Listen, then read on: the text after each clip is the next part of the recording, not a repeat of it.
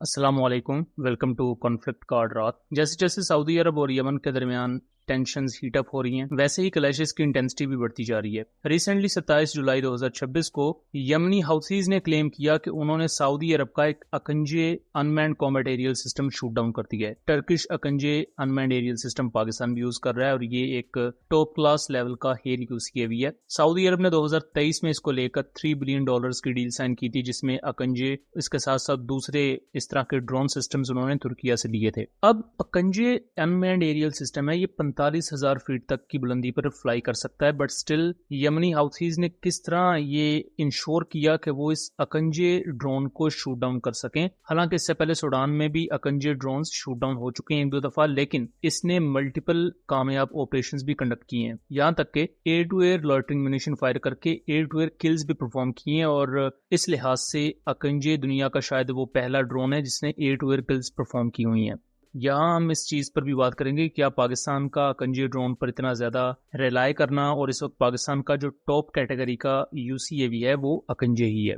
अकंजे UCAV को अगर आप स्पेसिफिकेशन वाइज देखें तो 361 किलोमीटर पर आवर की इसकी मैक्सिमम स्पीड है। 2 PT6 इंजन जो Canadian based PAT and Whitney बनाती है, और हर इंजन 850 हॉर्स पावर की थ्रस्ट प्रोवाइड कर रहा होता है। इसकी लेंथ है 40 फीट, यानी कि GF-17 थंडर से थोड़ा सा ही छोटा है। थंडर की लेंथ है मैक्सिमम 50 फीट और अकंजे ड्रोन की लेंथ है 40 फीट, और ये एक ड्रोन ऑलमोस्ट 9 से $11 मिलियन का है। तो इससे आपको इसकी वर्थ का अंदाजा हो जाएगा इसे किस किस्म के हाई स्टेक मिशंस के लिए बनाया गया है। 8 हार्ड पॉइंट्स पर ये ऑलमोस्ट 2000 किलोग्राम तक का पेलोड कैरी कर सकता है। मेरे नजदीक टर्किश इन्वेंट्री में कोई भी ऐसा वेपन सिस्टम नहीं है जो अकंजे फायर ना कर सके। फिलहाल के लिए जितने भी एयर टू ग्राउंड म्यूनिशन है, यहाँ तक कि सॉम क्रूज मिसाइल तक को ये फायर कर सकता है, और फ्यूचर में इस पर जब एक्टिव इलेक्ट्रॉनिकली स्कैंड अरे रडार लग जाएगा तो ये एयर टू एयर मिसाइल्स यानी कि गोक्तुगान और बोजदुगान जैसी शॉर्ट रेंज मिसाइल्स और BVR मिसाइल्स भी फायर कर पाएगा। तो प्रॉपर इसे आप एक multi role unmanned combat aerial system कह सकते हैं, जो फ्यूचर में पाकिस्तान शापर 3 वगैरह पर भी काम कर रहा है। वो भी इसी फिलॉसफी पर ही होंगे कि वो air to air plus air to ground operations कर सकें।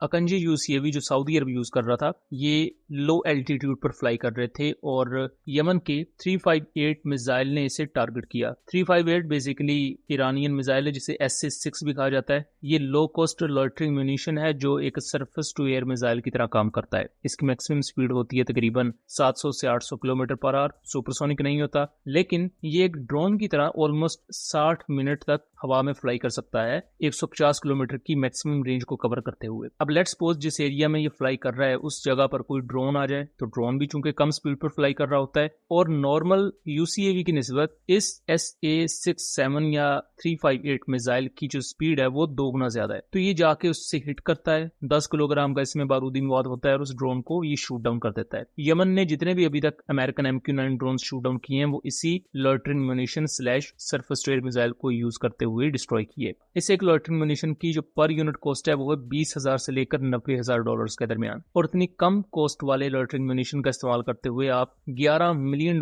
का एक अकंजे यूसीएवी डिस्ट्रॉय कर देते हैं। तो मेरे नजदीक ये एक बहुत ज्यादा इंप्रेसिव चीज है। लेकिन यहाँ सऊदी एयरफोर्स की टैक्टिक्स पर सवाल उठाए जा रहे हैं कि वो ड्रोन जो 30,000 फीट से भी ज्यादा ऊंचाई पर फ्लाई कर सकता है नॉर्मली, और इसका ऑपरेशनल एल्टीट्यूड भी यही है, मैक्सिमम 45,000 फीट तक जा सकता है, जबकि जिस surface to air loitering munition या मिसाइल से इसको डिस्ट्रॉय किया गया है वो मैक्सिमम 28,000 फीट तक जा सकता है। तो अकंजे ड्रोन इसके इन्वेल्प से बाहर रहते हुए भी इजीली स्पाई मिशंस कंडक्ट कर सकता था हाउथीज के खिलाफ, but still I don't know कि सऊदी एयरफोर्स ने क्यों इसे इतना लो फ्लाई करवाया। लेकिन सऊदी एयरफोर्स का जो इतना नुकसान हुआ है ये काफी ज्यादा शर्मिंदगी का बायस भी बन रहा है। इस चीज को लेकर तनकीद भी बहुत ज्यादा की जा रही है।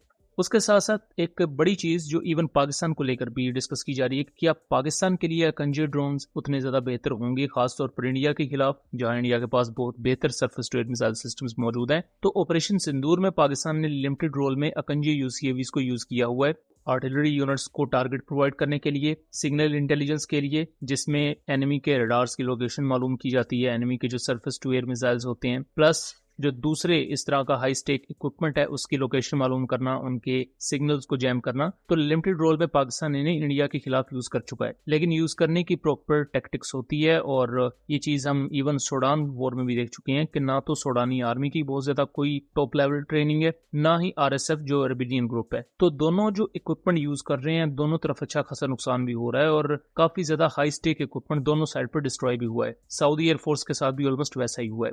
और अकंजे ड्रोन ये जो शूट डाउन हुआ है इसी महीने जुलाई 2026 में, एक चाइनीज मेड विंगलोंग 2 ड्रोन भी यमनीज ने शूट डाउन किया है जो सऊदी अरब यूज कर रहा था। लेकिन दूसरी तरफ आम चीज ये भी है कि अभी तक अकंजे ड्रोन्स में एक्टिव इलेक्ट्रॉनिकली स्कैन्ड अरे रडार ऑपरेशनलाइज नहीं हुआ है, ना ही पाकिस्तानी अकंजे ड्रोन्स में ऐसा रडार है। फिलहाल के लिए 2025 से उसकी टेस्टिंग स्टार्ट हुई थी। फरवरी 2026 में रिसेंट मल्टीमोड टेस्ट कंडक्ट किया गया। तो पाकिस्तान एयरफोर्स के पास भी जो अकंजे उनमें रडार नहीं है, तो उसे ज्यादा रिलाई करना पड़ता है अपने इलेक्ट्रो ऑप्टिकल सिस्टम पर।